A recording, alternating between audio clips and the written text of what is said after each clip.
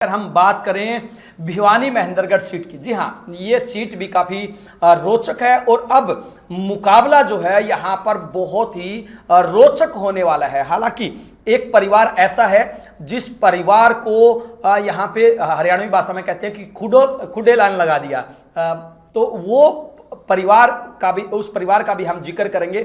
लेकिन सबसे पहले हम आपको बता दें कि भिवानी महेंद्रगढ़ सीट से कांग्रेस पार्टी ने राव दान सिंह को चुनावी मैदान में उतारा है और राव दान सिंह के सामने बीजेपी के 2 बार के लगातार जो सांसद है वो धर्मवीर सिंह यहां पे चुनावी मैदान में बीजेपी की तरफ से डटे हुए हैं। तो इस पे भी हम चर्चा करने जा रहे हैं कि आखिरकार भिवानी महेंद्रगढ़ सीट पर राव दान सिंह को उतारना कितना फायदेमंद है और श्रुति चौधरी की जो टिकट काटी गई है वो यहां पे कितना नुकसानदायक हो सकता है, क्योंकि श्रुति चौधरी की तरफ से भी लगातार दावे किए जा रहे थे कि टिकट की दौड़ में मेरे से आगे कोई नहीं है। किरण चौधरी भी बार बार यही कहती हुई नजर आ रही थी कि हमसे मजबूत भिवानी महेंद्रगढ़ सीट पर कोई भी नहीं है। भले ही कोई किसी प्रकार की बात करता रहे, भले ही भूपेंद्र हुड्डा गुट की बात चलती रहे, लेकिन श्रुति चौधरी से मजबूत कोई नहीं है। लेकिन कांग्रेस पार्टी की बात करें, आला कमान की बात करें, तमाम कांग्रेस पार्टी के बड़े चेहरों की बात करें तो श्रुति चौधरी के अंदर या किरण चौधरी के अंदर वो बात कांग्रेस पार्टी को नजर नहीं आई जिससे कि वो उनको चुनावी मैदान में उतार सके। प्रदीप जी, क्या लगता है?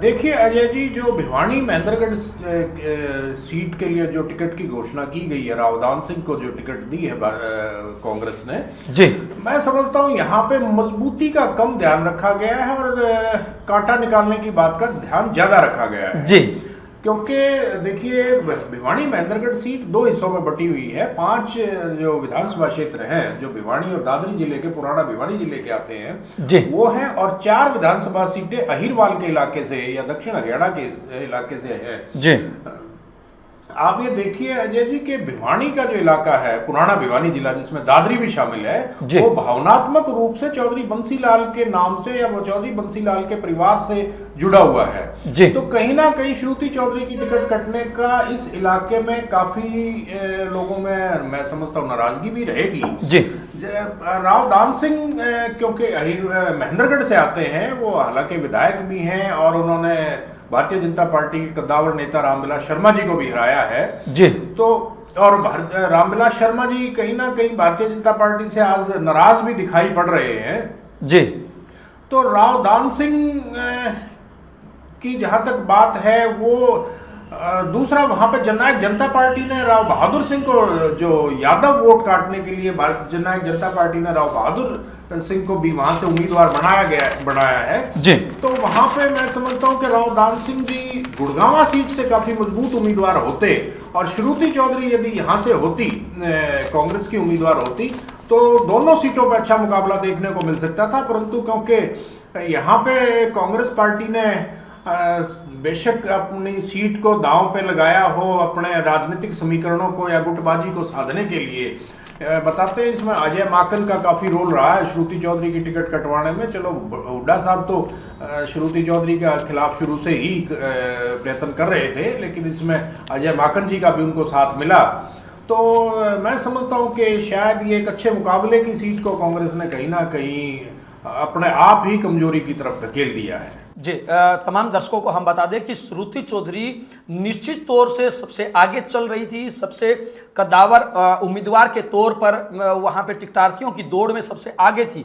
लेकिन इतना समय लगने का ये भी एक कारण है जो कांग्रेस पार्टी अपने उम्मीदवारों को चुनाव मैदान में नहीं उतार पाई थी।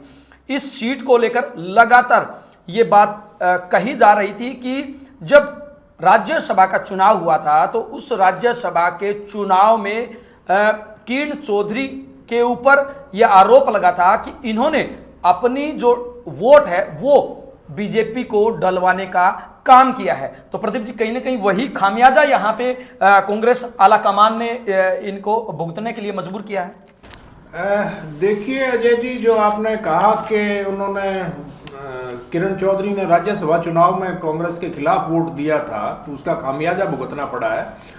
अजय जी, हमारे यहाँ कहा जाता है समर्थ को नहीं दोष गुसाई, रामायण की एक चौपाई है जी। वो बात यहाँ पे कहीं ना कहीं साबित होती है। आप ये देखिए, भूपेंद्र सिंह हुड्डा जी ने भी तो सुभाष चंद्रा को राज्यसभा का सांसद बनाया था, जो भारतीय जनता पार्टी के थे।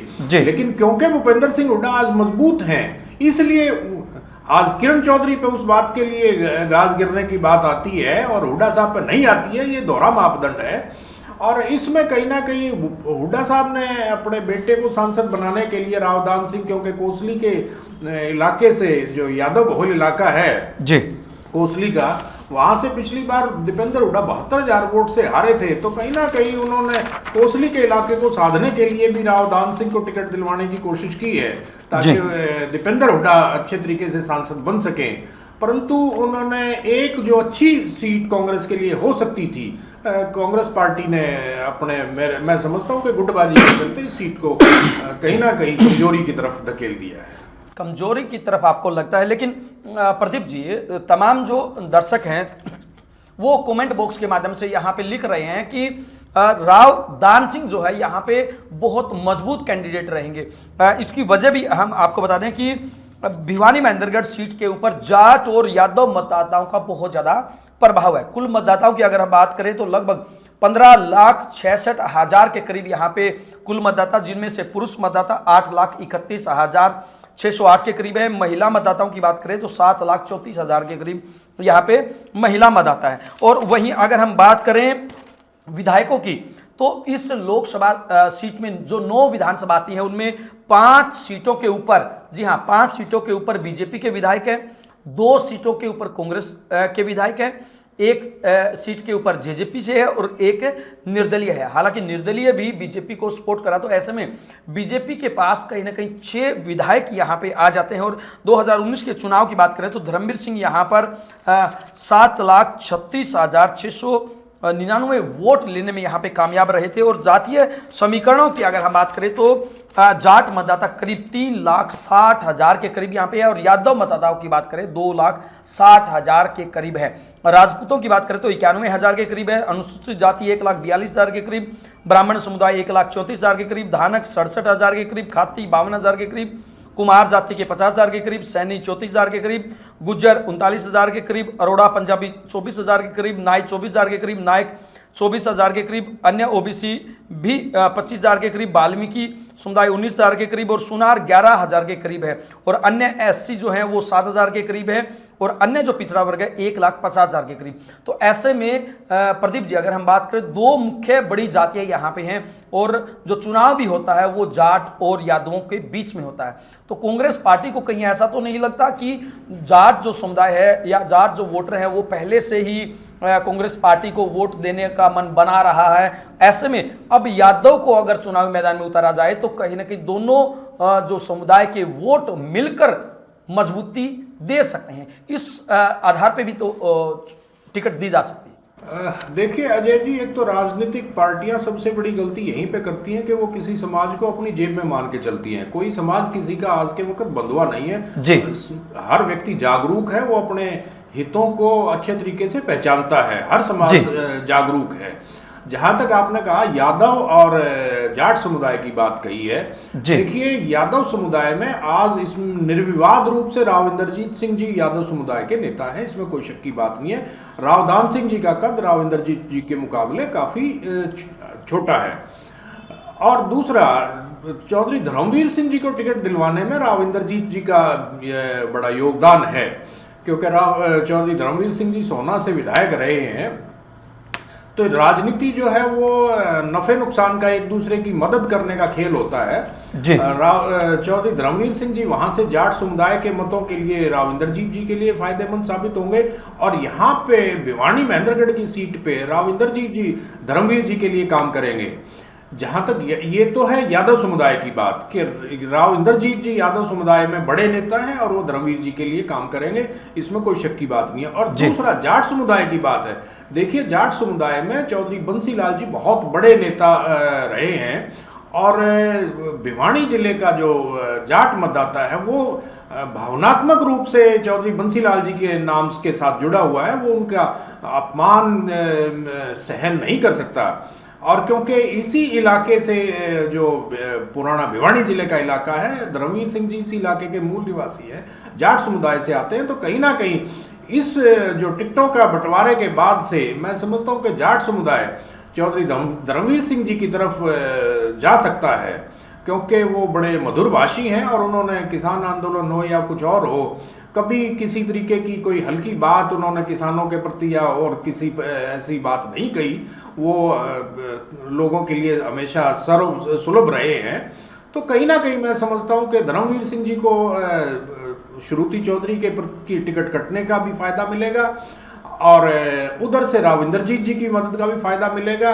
कांग्रेस पार्टी ने इस सीट को मैं समझता हूं कि लगभग बेशक लोग राव दान सिंह को मजबूत मानते हों, पर मैं समझता हूं कि राव दान सिंह गुड़गांवा की सीट पे ज़्यादा मजबूत उम्मीदवार हो सकते थे और गुड़गांवा की सीट पे राव दान सिंह यदि उम्मीदवार होते तो वो भिवानी महेंद्रगढ़ सीट पे भी कांग्रेस के लिए फायदेमंद थे, क्योंकि वो यहाँ से विधायक हैं और गुड़गांव में तो वो मजबूत होते ही होते जी। मैं समझता हूं कि यहाँ पे टिकटों के बंटवारे में कहीं ना कहीं कांग्रेस पार्टी ने, कारण चाहे कुछ भी रहे हों, मैं समझता हूं कि कहीं ना कहीं कांग्रेस पार्टी को इसका नुकसान सहना पड़ेगा। जी, आपकी नज़र में कहीं ना कहीं जो राव दान सिंह को चुनावी मैदान में उतारा गया है वो कहीं ना कहीं थोड़ा सा यहाँ पे कमज़ोर साबित हो सकते हैं। लेकिन एक बात और, अगर हम बात करें किरण चौधरी की या श्रुति चौधरी की, तो क्या वो यहाँ पे भीतरघात कर सकते हैं?